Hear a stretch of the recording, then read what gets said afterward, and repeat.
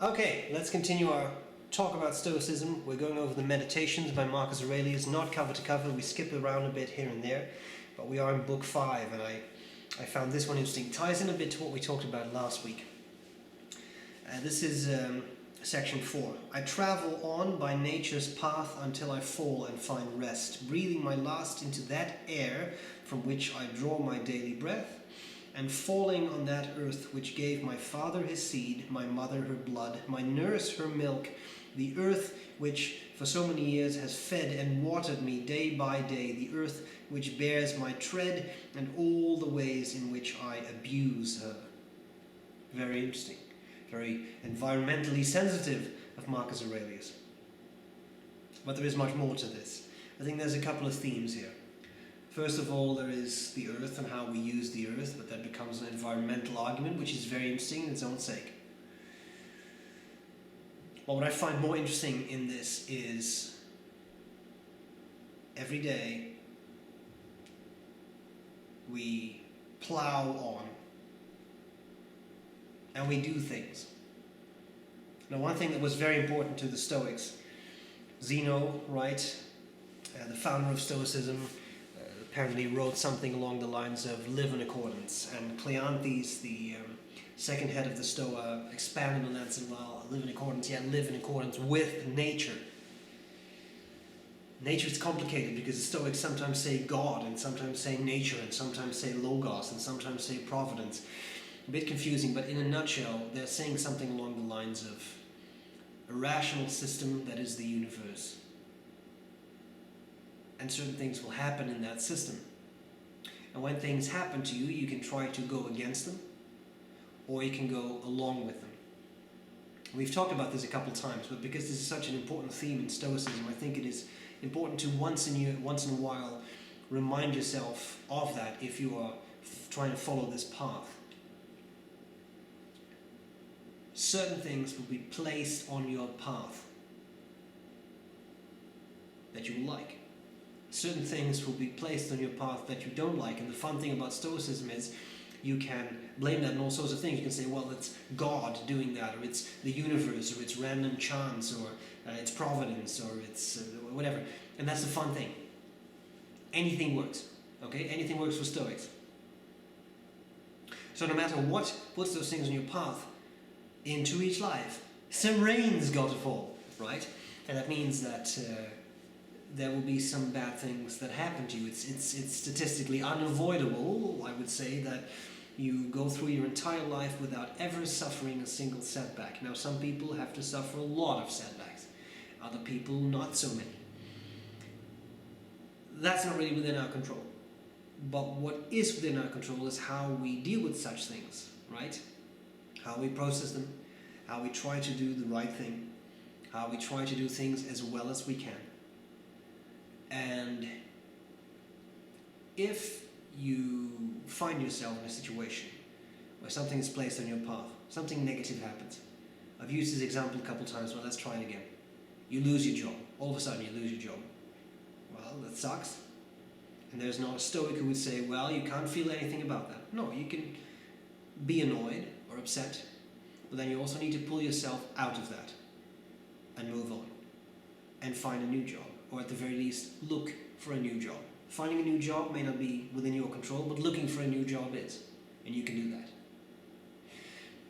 Then there are a couple of things you can do. You can lament what has happened to you. You can be angry and upset and frustrated and stay that way.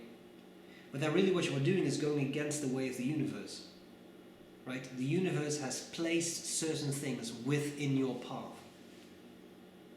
Well, if those things are not entirely within your control, for example, your doctor has told you need to eat an apple a day to stay healthy. Within your control. You can eat an apple every day, or you can choose not to do that. Some things are not within your control, and that means that you will have to accept them the way they are and learn to live with them. This is not always easy. But if you lament everything that happens and you're angry and upset and you don't like it and things always happen to me, then you're going against nature. And if you do that, you will suffer because you will be frustrated, you will be upset, you will be annoyed, you will be doing all these things. And your life will not be one of eudaimonia, will not be this rich and fulfilling life, because you are pushing back against the stream of nature. And you can't. Certain things will happen to you that you cannot avoid, that you cannot control, right? You cannot say, well, I just heard I have a terrible disease, and now I don't. It's not how things work. I'm not saying it's easy to deal with such a thing. It's hard. But if you complain about it, if you try to pretend like there's nothing going on, you're going against nature. And I think that will always make you suffer. What could be the other outcome? Like there's no other outcome really. If you try to go against those things, it will be more difficult for you. And I think that's a very good way to look at things. I may not like what is happening to me, but I'm going to bear it as well as I can, deal with it as well as I can, process it as well as I can, as opposed to all I'm going to do is tell everyone how terrible this is, how unfair it is. She didn't do anything, and she did get the promotion.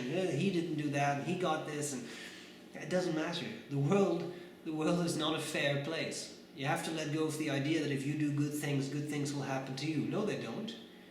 They might, but not necessarily so. You can be the nicest person in the world who helps out everyone, and still, for lack of a better word, be screwed over.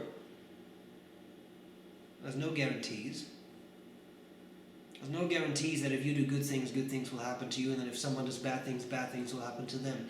We all know the examples. There are many people who've done many bad things, but they lead very rich lives. I mean, money-wise, right?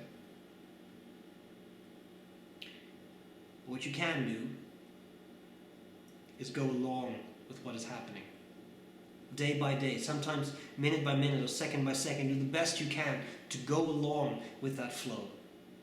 And if you can do that, you're going along with nature. You're not fighting against it.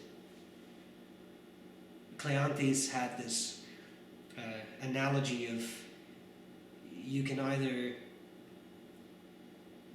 be sort of like a dog that gets tied to the cart of fate and walk along, or you can be a dog that is tied to the cart of fate, try to struggle against it and be dragged along.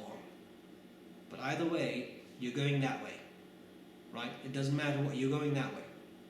You can try to go that way, but if fate is dragging you this way, you're going to go this way. It's the way it works. It's a powerful thought. And I've always felt that this is a good way to look at things. Bad things happen to you, that sucks, and you can feel bad about that.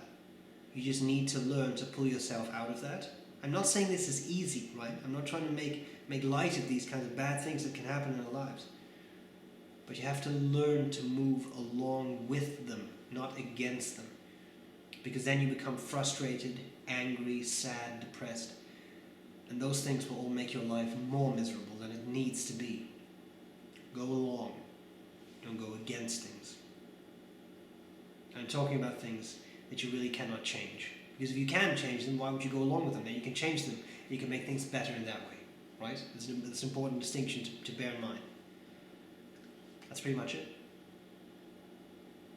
I hope this was useful. Food for thought, maybe. And I'll gladly see you again next time.